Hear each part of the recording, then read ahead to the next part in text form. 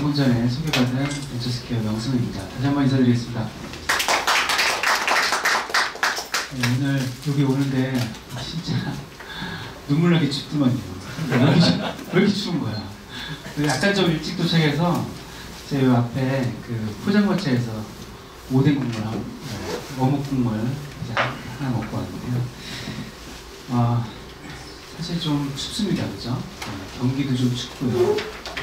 창업을 하려니까 돈도 없고 사람도 없고 거래처도 없고 뭔가 하려고 해도 의욕도 많이 상실되고 소진될 때가 많습니다. 그럴 때 이제 우리 머릿속에 생각나는 게 이게 투자 좀 받았으면 좋겠다 이런 생각도 있고 뭔가 투자를 받으면 내가 뭔가 유명해지는 것 같고 투자를 받으면 우리 직원들도 좀 원활하게 좋은 직원들 좀 뽑을 수 있을 것 같고 투자를 받으면 내가 이렇게 좋은 제품을 만들었다는 것을 알릴 수 있는 마케팅비로도 쓸 수 있을 것 같고 우리가 이렇게 오밀조밀하게 이렇게 남의 사무실 빌려 쓰는 게 아니라 근사 우리만의 사무실을 좀 쓸 수도 있을 것도 같고 투자에 대한 생각들은 여러 가지가 있을 겁니다.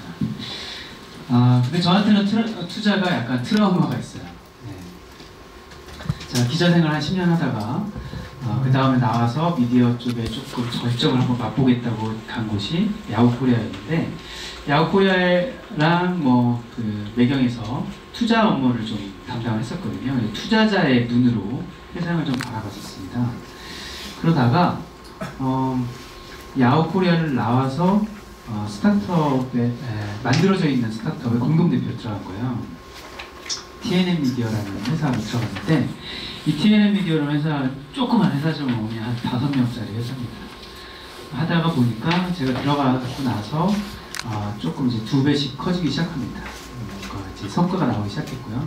그 당시에 또 2010년도 즈음이니까 저는 이제 컨텐츠 업종이었거든요. 블로그 관련된 파워블로그들 컨텐츠를 어떻게 해볼까 하다가 그 컨텐츠를 애플리케이션을 100개 정도 SKT에다가 납품을 했었어요. T스토어에다가. 우리나라에서 최초로 500만 다운로드를 기록한 애플리케이션 시리즈 앱을 기획을 했었죠. 그러다 보니까 잘 되잖아요. 돈 벌 궁리는 별로 못하고 일단 다운로드를 많이 시키는 게 핵심이었습니다. 그러다 보니까 그 매출을 SKT 쪽에서 받았고요. SKT 쪽에서 받다 보니까 매출도 늘고 일거리도 늘고 뭔가 대외적으로도 뭔가 이제 성과가 보여지기 시작합니다. 그러다가 뭔가 항상 이제 조금씩 모자른 거예요. 사람을 뽑으려니까 조금 모자르고 뭔가 더 개발자에게 뭔가 일거리를 좀 주려고 해도 항상 리소스가 부족해서 이쯤에 이제 투자를 한번 받아야겠다 시작을 했습니다. 투자를 받기로 했고 투자를 한 6개월 정도 걸린 것 같아요. 그때 이제 네오이즈 인터넷에서 받았는데 네오이즈 인터넷과 네오이즈 인터넷의 관계사였던 지온 인베스트먼트라는 VC로부터 받았습니다. 총 8억을 받았고요. 그때 밸류에이션은 한 75억 정도 된 것 같아요. 괜찮게 받았죠. 네. 어때요? 그 정도 받으면 이제 사업할 만 할 것 같죠. 그 다음부터 한 달에 1억 원씩 까먹기 시작합니다. 순식간에 그냥 1년도 안 돼가지고 잔고가 1억도 안 남은 상황부터 벌어집니다. 중간에 많은 일들이 있었다는 걸 의미하겠죠. 돈과 투자와 그리고 사람들의 관심이 전부가 아니다 라는 말씀 좀 드리고 싶었던 거고요. 제가 투자에 대한 오늘 얘기 여러 가지 하겠지만 투자에 대한 포인트, 투자자들을 사로잡는 여러 가지 이야기들 있겠지만 그거보다 더 선결된 거는 내 사업이잖아요. 내 거에 대한 진실한 마음 그리고 고객에 대한 자신만만함이 깔려있지 않으면 자꾸 거짓말이 거짓말을 낳고 허풍이 허풍을 낳고 뭔가 이제 자기를 자꾸 블로핑하게 되는 경향들이 생기더라는 겁니다. 제가 이 말씀을 미리 드리고 시작을 합니다. 투자자들 앞에서 거짓말하지 말아주시기 바랍니다. 자, 여러분들은 이제 사람들한테 나가서죠. 딱 나섭니다. 나는 이제 어떤 제품을 만드는 사람이고 뭐다 이렇게 하는데요. 이거죠.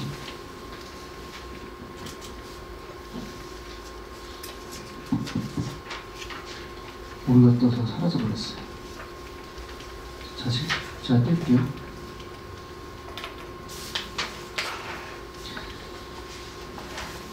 초반이라서 다행이고요. 자, 그래서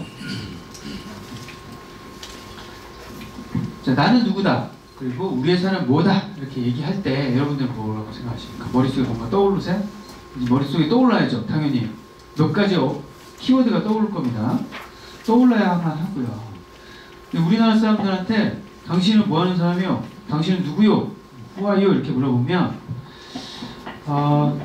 자기의 현재 상태를 얘기하는 경우가 종종 있다는 거예요. 자기의 출신이나 이런 것을 얘기하는 분들이 있습니다.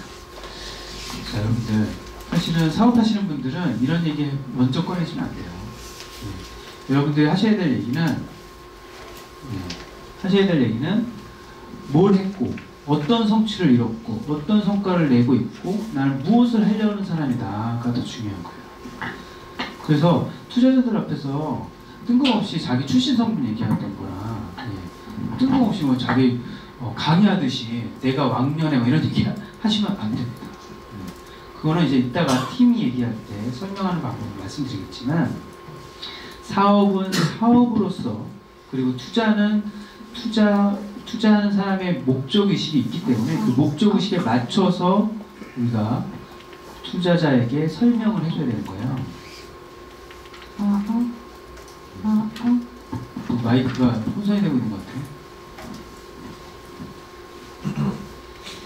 자, 여러분들 사업은 어느 위치에 있는지 한번 보십시다. 자, 투자자는 두 가지를 좋아해요. 스피드 있는 사업과 빠르게 성장하는 사업과 사이즈가 큰 사업을 좋아합니다. 그죠? 사이즈가 당연히 커야겠죠. 스피드가 빨라야지 되겠죠. 그래서 보통 커머스나 게임은 어떻습니까? 사이즈도 크고 스피드도 빠릅니다. SNS는 어때요? 지금 버티컬 SNS를 얘기하는데요. 버티컬 SNS는 빠르게 사람들한테 확산될 수는 있으나 사이즈, 돈을 버는 사이즈에 있어서는 애매한 경우가 있어요. 충분한 위치에 되지 않으면 바로 전환 패러다임 시프트가 일어나지 않으면 그 전까지는 계속 사이즈가 작은 상태에서 움직입니다. 그 다음에 제조는 사이즈가 이미 만들어지면 커요. 근데 제조가 사람들한테 알려지기까지, 제품이 나오기까지는 상당히 느리죠. 자, 그러다 보니까 이 세 가지 정도는 그나마 사람들한테 주목을 받을 수 있지만, 스피드도 별로 그렇게 빠르지 않고, 성장 속도도 빠르지도 않고, 그 다음에 사이즈도 그렇게 규모가 크지 않고 이미 레드오션화되어 있다. 그럼 투자를 하겠습니까? 여러분들이 투자자라면 당연히 할 이유가 없는 거죠. 두 가지 기준으로 보면 없는 겁니다. 그죠? 그래서 요즘 스타트업은 대부분 앞쪽에 이렇게 몰려있는 게 정상이고요. 사실 이쪽에 있는 곳들 중에 일부는 사회적 기업이라든가 소셜 벤처라든가 또는 아예 미디어 사업이라든가 콘텐츠 사업이 이 근처에 이제 몰려있기도 하죠. 그 중간중간에 시프트가 일어나는 경우가 있는데 그때는 이제 시간이 오래 걸린다는 단점들이 좀 있습니다. 자, 그래서 그러면 뭐 장사는 뭐고 스타트업은 뭐냐? 사람들이 이제 스타트업이 뭐냐 이렇게 물어보시는 경우가 있어요. 스타트업이 뭔지 이제 정의 내주실 분. 애매하죠. 벤처는 또 뭐예요? 벤처는 또 뭐? 우리가 말하는 게 사업은 또 뭐예요? 또 애매하죠. 먹고 살기 힘들어. 장사는 또 뭡니까? 머릿속에 사실은 이제 혼재되어 있죠. 사실 또 서로 다 합치고 나면 다 비즈니스입니다. 다만 이제 우리가 일부러 임의로 한번 얘기를 해볼게요. 어떻게 보면 사람들이 세상 사는 게 비슷비슷해요. 비슷비슷한 생각으로 비슷비슷한 환경에서 비슷비슷한 시장 상황을 보면서 문화적인 체험을 하면서 사업 아이템을 꺼냅니다. 그럼 사업 아이템을 꺼냈을 때 그 다음에 이제 더 차별화 포인트가 생기겠죠. 사람마다 또는 시장 환경마다 좀 자기가 갖고 있는 보유한 기술마다 다른 아이템들이 나오는데요. 예를 들면 저한테 커피 관련된 아이템들이 무수하게 옵니다. 커피 관련된 아이템 중에 가장 투자하기 어려운 아이템이 하나 있어요. 자기가 좋은 원두 커피를 고를 줄 안대. 그거 가지고 수입을 하겠대. 그리고 많이 팔겠대요. 끝입니다. 어때요? 네, 투자할 만한가요? 어떻습니까? 뭔가 고급스러운 얘기를 막 해요. 루아 커피랑 비견되고 뭐가 어쩌고 비교표도 막 이렇게 놓고서 막 분석해줘. 나한테 커피라면서 커피의 역사와 이렇게. 어때요? 저는 일단 거기서부터 흥미를 잃죠. 네. 그냥 혼자서 그냥 몸뚱아리 굴려가면서 해외 나갔다 들어왔다 뭐 이렇게 송장 받아가면서 그냥 장사하는 거 아닌가? 라는 생각이 들 수밖에 없습니다. 과연 얼마나 직원들을 채용하고 더 순환 가치를 만들어서 부가가치가 넓혀져서 사회적으로나 문화적으로나 영향력을 끼치고 경제적으로 상당한 위치까지 올라가기까지 얼마나 시간이 걸릴까? 라는 생각이 들면 투자하기 애매해지는 거죠. 그 투자해달라는 정도도 또 얼마겠습니까? 이 정도면 기껏해야 몇 억일 거 아니에요. 그리고 끝일 거 아니에요. 그죠? 그리고 그 몇 억 받아놓고 그 몇 억을 몇십억으로 불릴 수 있을 때까지 얼마나 걸릴까? 이런 생각하면 조금 투자하기 꺼려지겠죠. 또 하나는 프랜차이즈 사업 하겠다는 거예요. 주커피 뭐 이런 거 만들겠다는 거죠. 어때요? 투자하면 합니까? 애매하죠, 그것도. 뭔가 레드오션 하나 돼 있는데 뭔가 차별화 포인트로 얘기를 하는데 이미 레드오션 하나 돼 있고 그걸 또 그렇게 확장하고 하는데 또 이제 돈 빌려 달라는 이유는 투자해 달라는 이유는 사업 소개를 하기 위해서야. 가맹점들을 모으기 위해서 자기가 마케팅비를 써야겠대요. 애매한 거죠.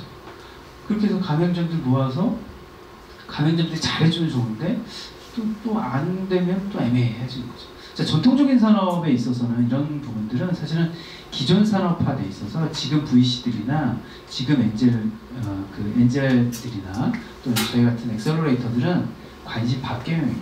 그렇죠?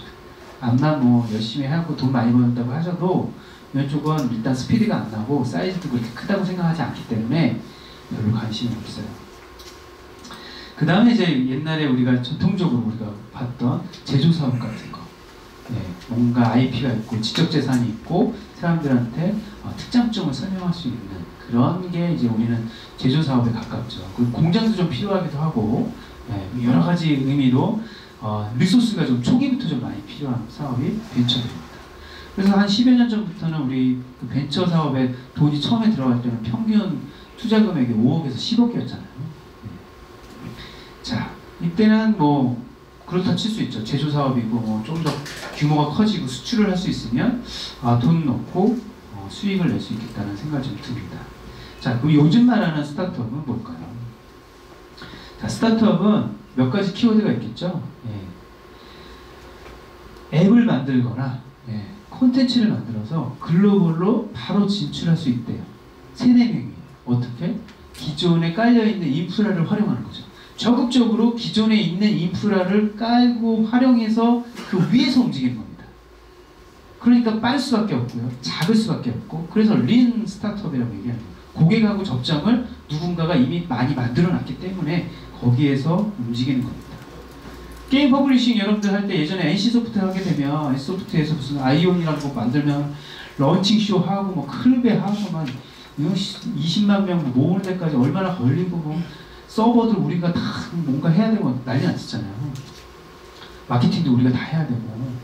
근데 지금은 게임을 만들어서 애니팡 같은 경우에는 그냥 구글 플레이나 앱스토어에 올려놓고 이제 사람들 반응 받다가 이제 마케팅적으로 움직였다가 카카오톡이라는 플랫폼에 또 다시 얹어놓고 부분 유료화 시켜서 부분 유료화 결제 시스템도 자기가 만든 게 아니잖아요. 남들 거 모듈 딱 갖다다가 쭉 만든 거죠. 그러니까 빠르게 움직이고 빠르게 성장할 수 있고 시장성도 바깥으로든 뭐 대면 자체가 수천만 명을 볼 수 있는 거죠. 자, 이게 스타트업입니다. 다른 게 스타트업이 아니에요. 자, 그래서 벤처보다 옛날에 생각했던 우리 벤처 속에 스타트업이 있겠지만 스타트업은 지금 모바일 시대에 가장 빠르게 린하게 가볍게 움직일 수 있는 팀들에게 우리는 투자하겠다라는 사람들이 나타나는 게 지금 현상인 거죠. 자, 그런 사람이냐 이거죠, 여러분들이. 여러분들이 그런 업의 본질에 있고 그런 포지셔닝을 하고 있느냐가 중요한 거죠. 그럼 투자자들은 어디에 투자하겠습니까? 자, 우리 또 OX 퀴즈 같은 게 있잖아요. 그죠? 로켓에 투자하겠습니까? 등산하는 사업에 투자하겠습니까? 등산하는 사업은 꾸준하게 오랫동안 꼬꾸라지지 않으면서 오랫동안 쭉 가다가 약간 쉴 수도 있겠지만 정상까지는 어떻게든 가는 사업이에요. 10년이고 20년이고 꽉 갑니다. 로켓은 막 만들었는데 발사 실패가 얼마나 많아요, 또 그죠? 돈을 또 많이 들였는데 발사 실패하고 했는데 또 발사 실패하고. 근데 일단 쏘아 올려지면 뭐 하여튼간 우주까지 날아가는 거죠. 네. 자, 스페이스 보는 겁니다. 자, 어디다 투자하겠습니까? 어디다 투자할까요? 등산에다가. 등산에다 투자 안 합니다. 왜 투자 안 하느냐? 등산도 좋은 모델이잖아요. 그죠? 나쁘지 않잖아요. BEP 맞춰가면서 먹고 살만 하면서 매출을 꾸준히 올려가는데 왜 투자를 안 하냐? 자, 보면 VC나 엔젤 투자자나 마찬가지인데요. 돈을 벌기 위해서 투자하죠. 돈을 벌기까지의 기간이 필요하죠. 돈을 벌기까지의 기간이 필요한데 우리나라 특히나 그 기간이 짧아지려면 뭐가 필요하겠습니까? M&A나 구주 매각이 필요하겠죠. 있는 주식을 사고 팔거나 아니면 기업을 다른 데다가 팔아가지고 순환시켜야 되는데 그런 시장이 있어요, 우리나라에? 없죠. 그러면 VC가 투자를 하면 언제까지 기다려야 돼요? IPO 할 때까지 기다려야 되죠. IPO 평균 시간이 13년이죠. 우리나라 VC들의 평균 그 펀드 운영 기간이 얼마입니까? 5년에서 7년이에요. 자, 펀드를 모태 펀드든 뭐 중간 사자리 펀드든 뭐 펀드를 받아요. 운영 기간을 요새는 뭐 10년짜리들도 나오긴 하는데 한 5년짜리를 받았다고 쳐봐요. VC가. 자, 이제부터 투자를 해야 됩니다. 1, 2년 안에 투자를 200억을 쏴야. 그리고 관리하는데 한 2, 3년 걸리죠? 그리고 청산하는데 또 1, 2년 걸립니다. 그리고 끝나는 거예요. 해산시켜야 되거든요. 그래서 이제 투자 수익들, 펀드, LP들, 돈을 넣어준 사람들한테 나눠줘야 됩니다. 등산하다 보면은 언제 그걸 뺄 수 있겠어요? 못 빼잖아요. 다른 투자자들이 그런 사업에 또 투자해줘야 되는데 받아줘야 되는데 받아줄 데도 없다면 이제 끝나는 거죠. 그러니까 투자를 잘 안 하게 되는 거고요. 여기는 일단 성공이든 실패든 빨리 보이잖아요. 눈에 보이잖아요, 일단. 네. 우리가 펀드 운영 기간 안에 일단 뭐 망하든 성공하든 그게 빨리 보여서 결과치를 내기가 쉽고 청산하기도 쉽고 펀드를 해산시키기도 쉽기 때문에 가급적이면 빠른 주기를 갖고 있는, 그래서 스피드가 필요하다고 합니다. 빠른 주기를 갖고 있는 사업에 투자를 합니다. 그죠? 투자자 입장에서 보면 당연한 건데 우리들 입장에서는 이제 너무 억울한 거죠. 사업을 뭐 1, 2년 만에 승부를 볼 수가 있나요? 사실은 5년, 10년 가서도 사실 승부를 날까 말까인데 생존하는 것부터가 지금 중요한 건데 하지만 투자자들은 또 다른 시각을 갖고 있다. 자, 또 하나 똑같아요. 자, 안타 타자를 원하겠습니까? 홈런 타자를 원하겠습니까? 자, 작게 투자해서 안타를 꾸준하게 내는 안타 타자들을 하고 있고요. 일단 돈을 많이 들어. 4번 타자는 홈런도 많이 치고, 네. 이런 친구한테 돈을 많이 들여요. 연봉도 많이 주고. 자, 평균 내면은 그 하향 평준화 되겠죠. 네. 근데 홈런 타자가 아마 그 파레토 법칙처럼 네. 앞쪽 그 한두 사람이 나머지 사람들보다 많이 받을 거예요. 그죠? 그럼 왜 나머지 사람들은 그만큼의 가격을 못 받냐? 왜 못 받겠습니까? 얘는 삼진을 당해도 나중에 홈런 칠 수 있는 가능성이 있지만 안타 타자는 홈런 칠 가능성이 별로 없는 상태에서 계속 1점을 따거나 아니면 안타만 해서 출루만 했다가 그냥 떨어져 나가거나 일단 홈을 받지 못하는 경우도 생긴다는 거죠. 일단 여기는 치면 홈런 사이클 돌다. 여기는 치고 나가도 들어오기가 어렵다. 당연하죠. 이쪽에 홈런 타자한테 그냥 돈을 더 주는 거죠. 네가 끝내기를 해줘. 라는. 포트폴리오도 대부분 그렇습니다. 여기에 이제 안타 타자들은 어디에 가 있냐면 프리 IPO에 있겠죠. 100억을 넣으면 뭐 6개월 안에 130억이 되는 상황. 그 정도면 이제 프리 IPO라고 얘기하겠죠. 근데 여기는 1억짜리예요. 1억을 넣으면 6개월 안에 100억이 될지 빵원이 될지 몰라요. 그게 더 흥미진진하잖아요. 그죠? 투자 수익률도 여기가 훨씬 더 낮습니다. 그죠? 그런 의미로 봐서는 홈런 타자를 원한다라고 VC 관계자들이 요새 많이 얘기하죠. 특히나 이제 요즘같이 초기 투자자들 많이 생기잖아요. 뭐 DSC나 보넨제스나 뭐 KK브벤처스나 이런 초기 투자자들은 일단 뭐 안타 타자인지 홈런 타자인지도 잘 모르기 때문에 일단 한 방이 있을 것 같은 곳에 투자하는 거지 뭐 그냥 꾸준하게 해왔어요는 별로 관심이 없는 거죠. 자, 더 중요한 거는요. 여러분들이 스타트업을 할 때 투자받는 이유가 있을 거 아니에요? 아까 말씀드렸듯이 뭔가 이유가 있을 거 아니에요? 투자 왜 받는 걸까요? 저희한테도 이제 투자 받으러 오시는 분들이 있는데 투자 받으러 오실 때 제일 안타까운 게 뭔지 아세요? 자, 물어봅니다. 한 두 달 후, 세 달 후에 자금이 떨어집니다. 또는 다음 달에 월급을 줄 수 없는 상태라는 거예요. 그래서 투자를 받아야겠다고 옵니다. 여러분들 투자자라면 어떻게 하겠어요? 이제 구멍 난 거 메꿔주겠어요? 불쌍해 하면서 이렇게 메꿔줘요? 지금 가져갔어요. 주머니에서 한 1억 정도 꺼내서 드리나요? 아니죠? 여러분들 투자자라면 다음 달에 현금 흐름이 막혀버릴 것 같고 세 달 후에 현금 흐름이 막혀버릴 것 같은 절박한 상황에서의 투자를 해달라고 오는 창업자에게는 절대 투자해주지 않습니다. 그죠? 여러분 같아도 투자해주지 않을 거잖아요. 여러분 친구가 야 요번 달에 내 카드 빚을 메꿀 수가 없어. 다음 달에 메꿀 수 있을 거야. 라고 해서 이제 50만 원만 빌려달라도 이제 안 빌려주는 판에 안 빌려준다는 거예요. 자, 돈이 모자라서 투자를 받기 시작하면 되게 절박해지고 위험해져요. 특히나 약간 블러핑을 하는 경우도 있거든요. 다다음 달에 저희가 현금 흐름이 좋아집니다. 지금 투자해 주시면 다다음 달 정도에는 현금 흐름이 좋아지니까 이제 그때부터 이제 BP를 맞춰가면서 뭔가 할 수 있겠습니다. 이렇게 얘기를 하는 경우가 있거든요. 생각해 보세요. 어차피 투자 관계를 하면 투자 결정을 하기까지 한 두세 달이 걸려요. 두세 달이 걸리고 두세 달이 걸리면 투자하겠습니다 하는 순간 NDA 걸고서는 실사 작업을 벌이거든요. 재무제표를 다 까본단 말이에요. 통장까지 다 까봐요. 네? 그 신용도까지 다 까보고 딱 보면은 다음 달에 없어. 돈이. 그러면 투자 결정을 미뤄. 두 달 후로. 어떻게 되겠어요, 이 회사? 그것만 믿고 있다가 그냥 사라져버리는 거예요. 공중분해 되는 겁니다. 그 사이에 뭐 돈 빌릴 생각도 못하고 막 그랬을 거 아니에요. 근데 그런 경우를 너무 많이 봤어요. 돈 떨어져서 투자 받으러 다니지 마십시오. 절대. 그리고 여러분들도 원래 이제 가불의 위치 또는 이제 파트너십의 위치에서 여러분들이 협상력이 떨어지게 돼요. 협상. 그리고 실제로도 만약 투자를 받는다 손 치더라도 밸류에이션에서 손해를 보게 돼 있습니다. 그래서 현금 흐름이 절박하지 않을 때부터 움직이시는 게 좋겠다. 그러면 투자를 왜 받습니까? 이렇게 물어보시는데 투자는 처음에 사업을 시작했을 때 고민을 해보세요.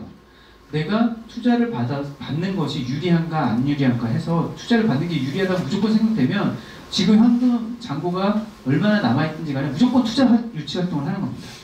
제3자 인증 효과를 노리는 거예요. 마케팅적으로 노리던 아니면 내가 이 사업에 대해서 좀 더 조력자를 구하기 위해서 노리던 아니면 내가 3-4명밖에 없기 때문에 우리 전문성을 조금 확장시키기 위한 네트워크를 확장시키기 위해서가 제3자 인증 효과를 위해서 투자를 받게 되는 거고요. 더 중요한 건 투자자나 우리나 똑같은 마음가짐을 갖고 있어야 돼요. 돈이 좀 더 있으면 내가 좀 더 빨리 성장할 수 있다는 걸 서로 확신할 수 있으면 투자가 원활해집니다. 자, 돈을 더 받는 거는 스피드업을 하기 위한 거지 다른 의미가 있는 게 아니에요. 돈이 모자라서 받는 게 아니고 또는 돈이 없으면 죽을 것 같아서 받는 게 아니고 그래서 투자받을 타이밍을 얘기할 때 이제 뭐 우리 스타트업들의 3가지 방향성입니다. 아주 아름다운 그림이 하나 있고요. 아슬아슬한 그림이 있고요. 꾸준히 막 서바이벌 모드가 있는 거 있고요. 꼬꾸라지는 모드가 하나 있죠. 자, 이럴 때 투자받을 타이밍의 가장 좋은 시점 어딜까요? 단연코 1번이에요. 네. 사업을 시작하기도 전에 받는 게 최고입니다. 밸류에이션 가장 좋을 때고요. 우리가 제3자 인증 효과도 가장 쉽게 얻을 수 있고요. 그 다음 후속 투자 받기도 쉽고요. 그 더 중요한 거는 시장에 도전했을 때 실패했음에도 불구하고 보상을 받을 수 있는 상황이 있을 수 있다는 거예요. 시장에 진입했을 때 이미 넉넉한 상태로 시장에 진입할 수 있으니까 좋은 거예요. 그래서 대부분의 게임들이 1번 시기에 투자를 받습니다. 만약에 1번 시기에 투자를 못 받았다? 죽도 고생하는 거지. 자, 그럼 이때부터 투자를 언제 받느냐? 이제 못 받아야지. 여러분들은 시장에 나왔고 이미 돈 써야 될 게 생겼고 직원들은 부리고 있고 마케팅비는 써야 되는 상황이다. 현금은 말라갔다. 투자 해줄 것 같습니까? 안 해줘요. 스스로 증명해봐 라고 얘기할 거예요. 투자자들은. 그런데 막 그러다가 꾸역꾸역 어떻게 좀 융통해가지고 마케팅도 좀 했는데 뭐 시기도 잘 타서 좀 될 것 같아 뭐 이런 분위기 늪에 막 빠졌다가 조금 이제 목이 좀 간당간당하게 나와가지고 이제 허우적거리면서 좀 나오는 시기에 딱 손을 내밀죠. 그래 이거 한번 봐봐 하는 거지. 좀 능력 좀 있네. 능력 좀 되는데 이제 우리와 손을 잡지 그러면서 이렇게 나옵니다. 자, 그러면 우리는 파란색이었다가 빨간색으로 갈 수 있는 기회를 잡게 된 거죠. 그 다음에 가는 거는요. 그 다음부터는 뭐 BEP고 매출이고 중요한 게 아니에요. 시장을 완전 과점하기 위한 전쟁이 벌어지는 거죠. 그때부터는 투자자들이 미친 듯이 쏴줍니다. 뒷돈을. 그게 뭐예요? 소셜 커머스, 배달 그 앱들. 자, 이런 것들은 레드오션을 지나고 과점 상태에 몇 개의 치열한 경쟁 상태에 시장 배분이 있으면 그때 과점을 만들기 위한 경쟁에 마케팅비가 쓰일 때 이 마케팅비를 이제 투자자들이 쏴주는 거예요. 배달의 민족 같은 경우에도 뭐 수십억씩 벌고는 있지만 벌어봤자 그 이상이 지금 마케팅비를 써야 되니까 그래서 이제 투자를 막 받기 시작하는 거죠. 그때는 이제 투자자들도 인정해주고 있는 거죠. 자, 아쉽게도 여러분들 뭐 입장, 또 저도 마찬가지였고요. 죽음의 계곡에서는 손을 내밀어도 봐주는 사람 없더라. 명심하시기 바랍니다. 아무도 봐주지 않습니다. 실제로. 정말 착한 우리 집사람, 정말 착한 우리 아빠, 뭐 이런 사람들 빼고는 거의 투자 못 받아요. 자, 그럼 누구한테 투자를 받느냐? 스스로한테 투자하는 경우가 있죠. 뭐 3F라고 해서 뭐 여러 가지로 표현되는 것들이 있습니다. 패밀리, 프렌즈, 풀이라고 얘기도 하고. 정부로 지원받는 거 요새 들어서 많이 나섰죠. 요거 사실은 일장일단이 있습니다만 여러분들이 코어 업무에 집중하려면 정부 투자를 가급적이면 좀 적게 받는 게 좋습니다. 코어 업무에 지나치게 그 리소스가 문서 작업이나 뭐 요즘에 같은 경우는 창조 경제 한다고 또 얼마나 끌려다니는지 몰라요. 또 전시하라고 또 끌려다니고 지금 바빠 죽겠는데 자꾸 뭐 어디 뭐 발표하라고 또 끌려다니고 이래요. 그러나 아쉽다면 또 받아야죠. 두 가지로 나뉘는데요. 지원사업과 위탁사업이 있습니다. 지원사업은 주는 거고요. 주는 거에 따라서 내가 성과를 만들어서 내가 내 성과에 축적시켜서 사람들한테 증명해주면 그게 이제 내 자본화 되는 거고요. 위탁사업은 누군가가 미션을 주고 그 미션에 맞춰서 내가 하던 거에 연관성이 있으면 거기에 이제 연계사업을 만들어서 내가 리소스를 투여하고 거기에 대한 위탁 용역비를 받고 수행해주면 깔끔하게 매출로 떨어지는 케이스예요. 둘 다 정부 지원 사업으로 뭐 좋은 사업이겠죠. 근데 아까 말씀드렸듯이 가장 좋은 거는 정부로부터 받는 것보다는 민간한테서 스스로 받는 게 제일 좋겠죠. 자, FI라고 해서 파이낸셜 인베스터 두 개가 있죠. 벤처캐피탈, 그다음에 엔젤 투자자, 엔젤 클럽 있습니다. 둘 다 돈을 벌기 위한 목적이 강하죠. 이건 나쁜 게 아니에요. 당연한 거잖아요. 여러분들은 이분들한테 돈을 받으려면 이분들이 수익을 남길 수 있다는 확신을 심어줘야만 받을 수 있어요. 여러분들이 이 사람들의 목적이 돈을 벌고 싶은 거고 여러분들한테 투자해서 이익을 남기고 싶은 건데 막 사회적 가치를 막 얘기하고 있고 막 얼마나 불쌍한지 아십니까? 이 사람들을 도와야 됩니다. 이런 얘기 해봤자 쏘고 아신 거죠. 관심 없습니다. 그런 거. 관심 있는 사람도 있겠지만 일부. 어쨌든 파이낸셜 인베스터의 목적의식은 재무적인 거다라는 거 반드시 이해하셔야 되고요. 요즘 나오고 있는 인큐베이터나 엑셀러레이터는 성장이 더 중요합니다. 우리와 함께 성장하는 거, 사회적 가치를 만들고 고용 창출해 주는 것. 네. 그리고 우리가 존재하게끔 생존하는 것이 되게 중요해요. 제휴사나 거래처 역시 우리랑 같이 시너지를 발휘하거나 사업 계획을 만들어서 우리가 못하는 부분에 대해서 채워지기 위한 것이기 때문에 외부 혁신가일 수도 있겠고요. 외부 혁신의 내재화를 위해서 투자도 해줍니다. 대기업이나 공공기관 이런 데들도 제휴사나 거래처가 될 수 있겠죠. 전략적 투자자.